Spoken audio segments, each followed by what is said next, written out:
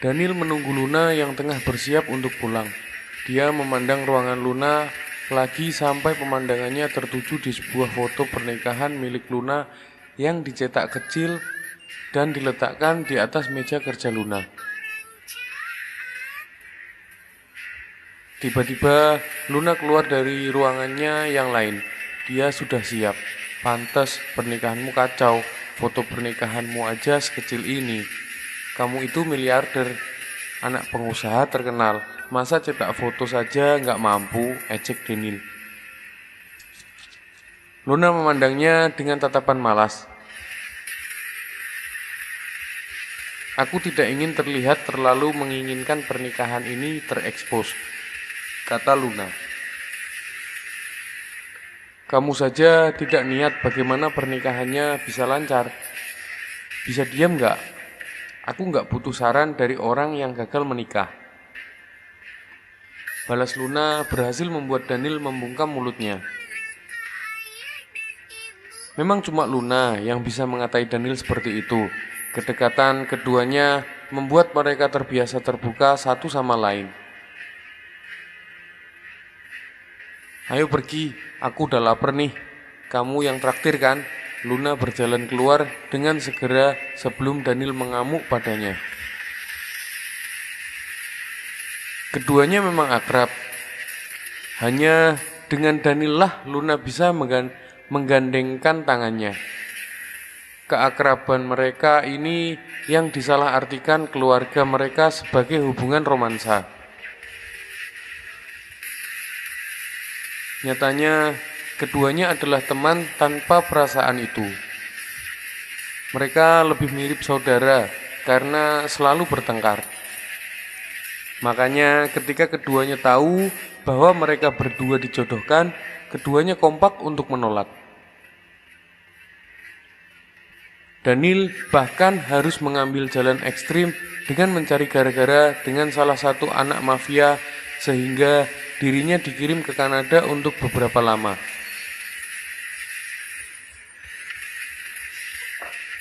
Alhasil, perjodohan mereka pun batal.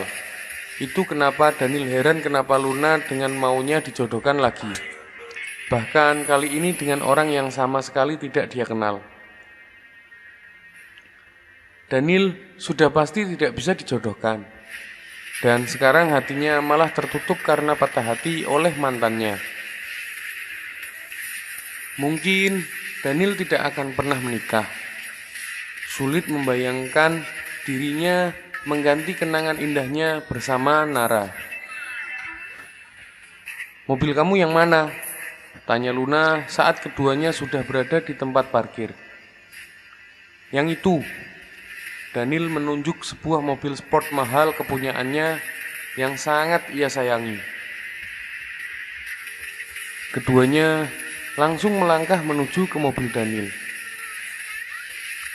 Kamu mau makan apa? Tanya Daniel. Aku ingin makan ramen. Kita ke Hotel H aja. Di sana kokinya dari Jepang langsung, jawab Luna. Baik bos, kata Daniel sambil membuat tanda hormat sebelum menjalankan mobilnya membuat Luna terkekeh. Asisten kamu yang tadi, apa dia punya saudara, kakak atau adik mungkin? Tanya Daniel lagi. Dirinya berusaha untuk mencari informasi mengenai Abel. Sudah kubilang, jangan ganggu Abel. Dia sudah aku anggap adik aku sendiri. Dia mirip mantanku, potong Daniel. Aku hanya berpikir dia mungkin saudara dari Nara. Tapi itu gak mungkin sih. Nara gak punya keluarga, sambung Daniel. Luna dapat melihat perubahan sorot mata Daniel saat menceritakan mantannya itu. Kamu sesayang itu sama dia? Tanya Luna. Banget, sayang banget. Daniel menghela nafas panjang, dadanya kembali sesak dan ia tidak ingin menangis di hadapan Luna. Sakit banget ya pasti.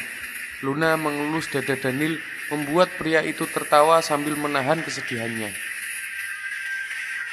Untunglah ada Luna yang masih mengerti dirinya.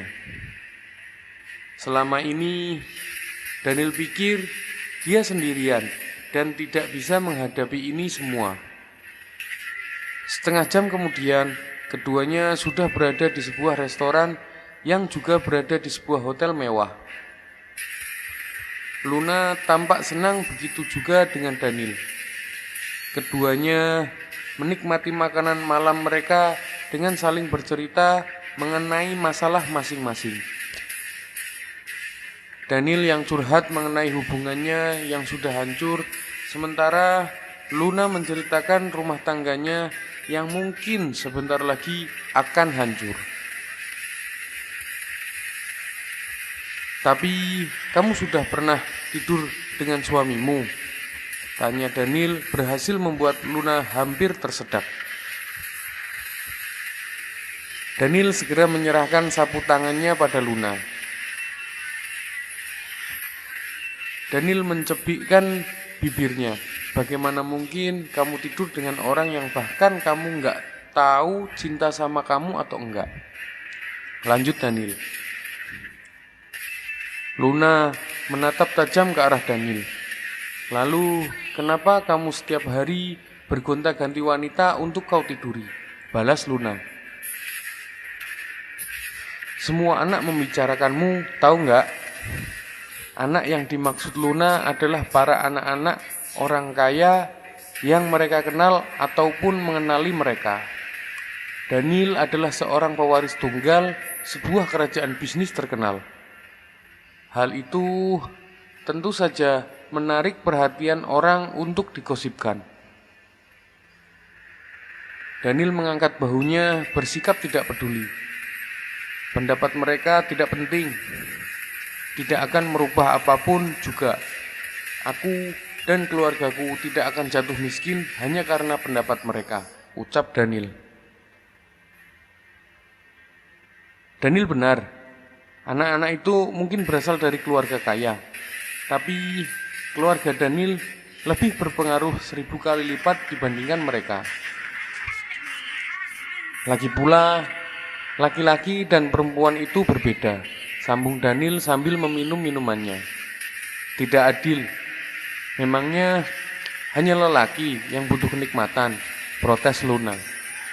"Oh, jadi kamu menikmatinya?" Daniel mengangguk-angguk kepalanya. Pipi Luna langsung merah. "Jadi, bagaimana jika dia tidak mencintaimu?" tanya Daniel frontal. "Dia tidak suka berbasa-basi. Aku akan meninggalkannya, walaupun mungkin aku sudah terlanjur mencintainya. Kalau bahagianya adalah tidak bersamaku, maka aku egois jika memaksa terus bersamanya," kata Luna lagi. Daniel menengadahkan pandangannya ke arah Luna. Pemandangan kota dengan lampu dan gedung tinggi terlihat indah. "Benar, egois jika terus dipaksa bersama. Dia mungkin tidak bahagia bersamaku," kata Daniel sedih. "Kita berdua memang payah dalam percintaan," kata Luna kemudian disambut tawa oleh Daniel. "Cheers untuk dua orang yang gagal dalam percintaan." Daniel mengangkat gelasnya yang disambut oleh Luna sambil tertawa. "Hei, bosmu ada?" Abel terkejut karena pertanyaan itu karena dia sedang fokus pada pekerjaannya. Dia mengarahkan pandangannya ke atas dan menemukan pria yang kemarin bersama bosnya itu sedang menaruh wajahnya di meja kerja Abel.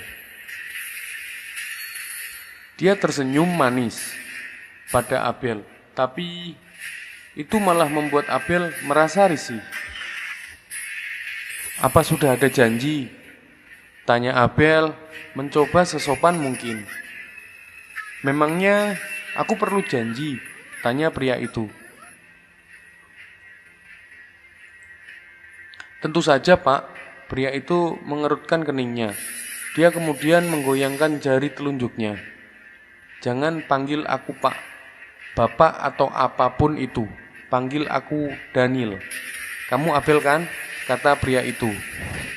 Saya tidak enak, Pak. Daniel mencepikkan bibirnya. Sudah kubilang panggil saja Daniel.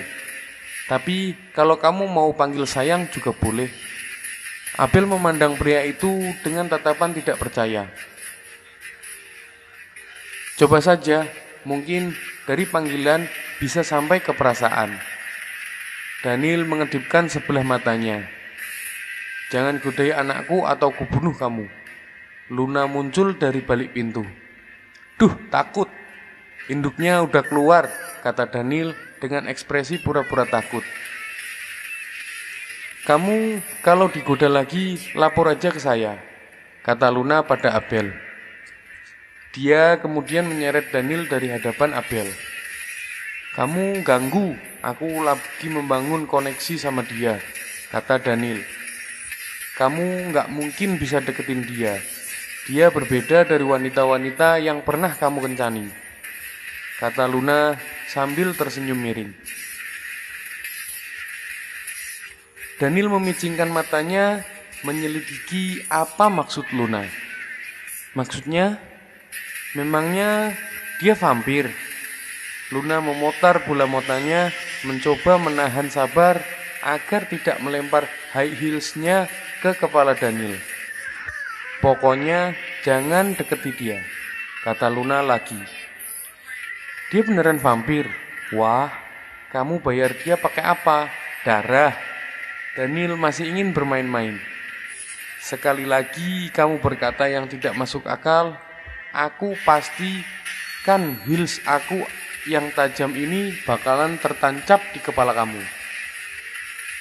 Luna memberikan tatapan peringatan. Sayangnya, semakin kamu bilang jangan, aku semakin ingin mendekatinya, kata Daniel sambil melihat ke arah kaca di mana di balik situ dia dapat melihat Abel yang sedang mengetik di komputernya. Dia bukan Nara, Nil. Jangan ganggu dia, ucap Luna. Daniel terdiam. Memang alasannya tertarik pada Abel adalah karena wanita itu mirip sekali dengan Nara, mantan pacarnya itu. Daniel penasaran, apakah sifat mereka juga sama? Daniel sungguh ingin mengenal Abel lebih dalam lagi. Setidaknya, jika dia tidak bisa bersatu dengan Nara, dia masih bisa bersama dengan orang yang mirip dengan mantannya itu. Aku tahu dia bukan Nara. Aku juga tidak berharap dia adalah Nara. Aku hanya ingin mengenalnya saja, ucap Daniel. Kenapa kau melarangku sekali? Tanya Daniel. Abel itu belum pernah berpacaran sebelumnya. Aku langsung meminta dia bekerja untukku saat dia selesai kuliah. Dulu dia magang di kantor ayah. Aku tidak ingin lelaki dewasa pertamanya akan menyakitinya, ucap Luna. Maksudmu aku akan menyakitinya begitu? Jahat sekali pikiranmu. Daniel tidak terima. Lalu Luna memutar bola matanya. Menurutmu saja, kau adalah orang yang selalu gonta-ganti wanita setiap saat, bahkan saat kau ketahuan punya pacar. Mulut baumu itu berbahaya bagi semua wanita, terlebih khusus lagi Abel. Dasar tidak sadar diri, omel Luna. Daniel terkekeh mendengar omelan Luna. Itu benar, tapi hatiku sakit. Daniel berpura-pura dengan memegang dada sebelah kirinya. Abel sudah kuanggap seperti adikku sendiri. Dia yatim piatu sejak kecil dan begitu polos sampai sekarang. Dia juga manis dan penurut. Aku tidak akan membiarkan playboy kusut sepertimu mendekatinya. Luna menyilangkan tangannya di depan Daniel, membuat pria itu tertawa. Abel membereskan berkas-berkas di atas mejanya. Dia kemudian segera memeriksa jadwal bosnya untuk besok. Dia menambahkan beberapa agenda tambahan dan juga menghapus beberapa acara yang ditunda atau dibatalkan. Untung saja hari ini jadwal Luna tidaklah terlalu padat. Jadwalnya berakhir jam 3 sore. Seharusnya Abel sudah bisa pulang, namun dia mengurungkan niatnya setelah melihat Luna yang akhir-akhir ini selalu terlihat sedih dan kesepian. Beberapa kali Abel dapat melihat bos cantiknya itu menangis setelah merenungkan sesuatu. Tapi setelah kedatangan pria bernama Daniel itu, Luna kembali ceria. Keduanya tampak sangat akrab. Luna bahkan tampak sangat santai pada Daniel. Dia bahkan berani menggandeng lengan Daniel. Sepertinya keduanya adalah teman. Entah mengapa Abel tidak menemukan suasana romansa di antara keduanya. Hanya ada suasana ceria seperti suasana sahabat. Ketika sedang menatap Luna, matanya bertabrakan dengan mata Daniel. Lelaki itu memandangnya sambil tersenyum manis. Tapi tidak lama kemudian senyumnya berubah menggoda Abel, membuatnya langsung mengalihkan perhatian dan bergidik ngeri. Dia tidak begitu tahu siapa Daniel. Yang dia tahu, pria itu adalah putra pemilik Wijaya Group. Dia juga tidak menyangka bosnya berteman akrab dengan lelaki itu. Yang jelas, Luna sudah bilang pada Abel agar jangan tergoda pada Daniel. Yang berarti kemungkinan besar pria itu berbahaya. Abel perlu mencatat itu. Sungguh dia begitu dengar-dengar pada Luna.